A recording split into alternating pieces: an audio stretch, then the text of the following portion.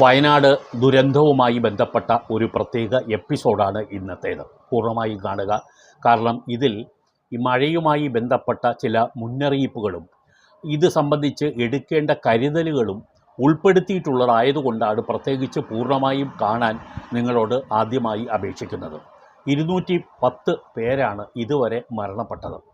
കാണാതായവരുടെ എണ്ണം ഇതുവരെയും സ്ഥിരീകരിച്ചിട്ടില്ല, എത്ര പേരെയാണ് ഇനി കണ്ടെത്താൻ ഉള്ളതെന്ന്.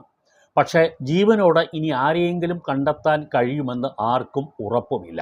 കാരണം ഇത് നടന്നത് 29-ാം തീയതിയാണ്. അത് കഴിഞ്ഞ് ഇത്ര ദിവസത്തിനുള്ളിൽ മണ്ണിനടിയിൽപ്പെട്ട ആളുകളെ ഇനി ജീവനോടെ തിരിച്ചെത്തിക്കാൻ കഴിയുമെന്ന് ഒരാൾക്കും ഒരു പ്രതീക്ഷയും ഇല്ല. ഏതാണ്ട് 3700 ഏക്കറോളം കൃഷിഭൂമിയാണ് നഷ്ടപ്പെട്ടത് എന്നാണ് വ്യക്തമാകുന്നത്. അതിനേക്കാൾ വലുതാണ്